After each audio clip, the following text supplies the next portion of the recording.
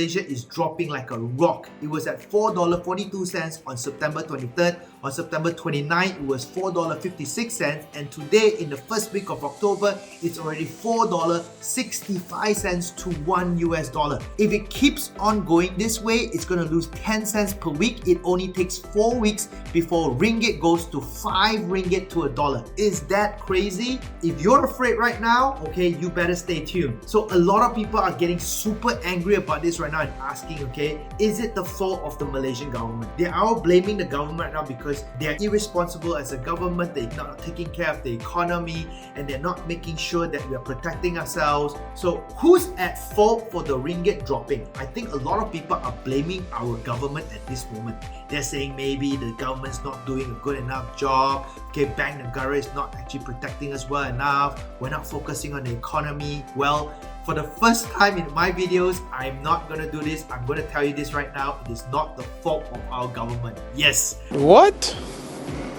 For the first time in a very long time, I'm not going to say how good our government is. As a matter of fact, I'm going to tell you this right now. It's got nothing to do with our government. I'm going to blame this fairly squarely on one country called the US of A. That's right, my friends. This depreciation of ringgit has got nothing to do with the Ukraine war or China or even our government. I place it solely on one culprit, and that culprit is the US of A. If you give me a few minutes, I'm going to share with you guys and explain to you guys why I say so. So let's get started, right?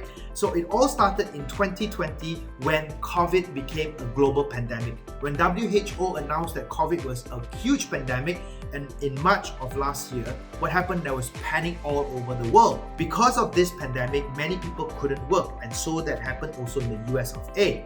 A lot of places had to shut down, there were quarantines, there were travel locks. All this actually disrupted business all over the place. There it was in the US where there was a president called Trump who was going to get re-elected that year and need to make sure that everyone was happy. But people weren't happy because they couldn't make money, some people were losing their jobs, and the country just might fall into economic chaos because of this thing called COVID. So what could he do then to make sure that they keep people happy and hopefully get their votes? So what did he do? He actually went out there to start the money printers again. He did the one thing that US has done before, and he did it again this time around, just that it was really crazy. He turned the money printers on. He literally printed US dollars out of thin air, creating huge amount of money and giving it all out to the people, right? How much did he print? He printed $9 trillion, all right, within a very short period of time. And this was then given out to many people during this time so that they could resolve their misery during the COVID periods. Now, let me just share with you this. Imagine right now you're receiving $1,200 to $1,600 to $1,800 US dollars consecutively month after month. Wouldn't that make you richer? Correct? Yes. And what happens after that when you receive so much money into your life? Well, people in business will start to look at you guys and say, hey, all these people are making so much money right now, you know. And look, I'm not going to sell this cup of coffee for just $5 to these people. I want to make some money as well. So what did they do? Once everything went over and business started coming back, they realized that a lot of people were rich. So they decided to raise the money of coffee, let's say for example, from $5 a cup, right, to $8 a cup, to $10 a cup, to $15 a cup. So this is what's been happening in the past 1 year. Fast forward right now in 2021 to 2022, after the COVID pandemic has been under control, what has happened is with all this huge amount of money being printed, right, inflation sets in. So inflation has been hitting US like crazy for the past 1 year, and US has been trying to control it. Now, here's the part that most of you are probably wondering, what's it got to do with me? Well, give me another 2 more minutes and let me explain this part to you guys right now. With all the prices of goods starting to go up and things started to go crazy, US started to panic and say, hey, my dollar is now shrinking in price. When coffee used to be $5 and now it's $15, that means inflation's coming in and my dollar is getting smaller. So what did they do? They said they have to stop this from happening, and in order for them to do that, what they needed to do was increase the interest rates. So what has happened in the past 1 year alone is that US has increased the interest rates more than 5 times, from 0 to 3.25% within 1 year. Now that's crazy, and this year hasn't ended yet. So imagine right now you bump up the interest rate so much. Why? Because you want to take this extra money back. anyone who has a credit card debt, anyone who has a car loan, anyone who has a mortgage payment now has to pay more money to the government. So the government's taking all this extra money back. Now, this is where it hits Ringgit Malaysia, because interest works two ways. Not only do people have to pay you back more money, but bank savings and interest rates goes up. So if you save money in the bank, you get more interest. So USD has increased in price because interest rates have gone up. The price of the bonds are now looking very attractive because the interest that is being promised right now is about 3% to 4%. Now that's crazy. So imagine right now, right, that USD is now becoming so lucrative because, hey, it's a strong currency, and number two, is giving you interest of more than 4%. People are going like, why am I putting money into Ringgit Malaysia or all these other smaller countries whereby the big boy over there is actually giving me better interest? So a lot of people are taking money out, okay, from smaller countries all around the world, right, and the global world,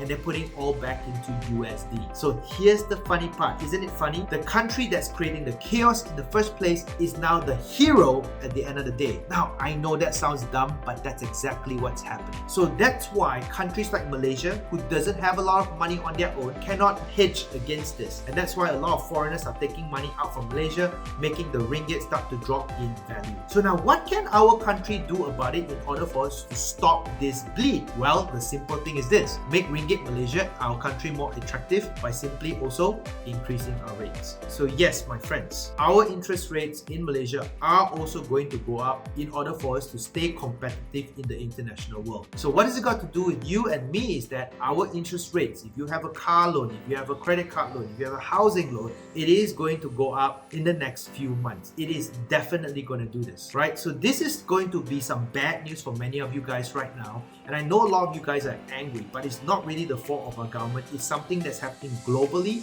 and until US stops to increase their interest rates, we are going to get hit by this. So now, I've got two things I want to share. One more is that when will it stop? Well, I've got some bad news for you. It is not going to stop anytime soon. The reason why I'm doing this video is because US is set to increase their interest rates again 2 more times before the end of this year. They need to control their inflation. They don't care about the rest of the world, and that's why they're going to selfishly increase the interest rates again. And this is going to affect us all over the world. Every other currency is also now going to depreciate more. Governments are panicking, and we are also going to increase our interest rates very soon as well, which will then lead to number 2, it's going to impact you, the people on the streets. If you don't protect yourself starting today, and you don't start to bulletproof your money today, your money is going to shrink in value. So how do you do that? Well, I'm going to share another video on this right now, but I'm going to get a very simple one today. Either number 1, safeguard your money by putting it into a stronger currency, a stronger foreign currency, or number 2 is basically put your money into a different form called assets. Find good hard assets which will not depreciate as the money goes smaller. So for example, you could put it into houses, you could put it into land, and I'll talk about more of that later on. But one of the things I want to tell you right now is you have to start bulletproofing your money today,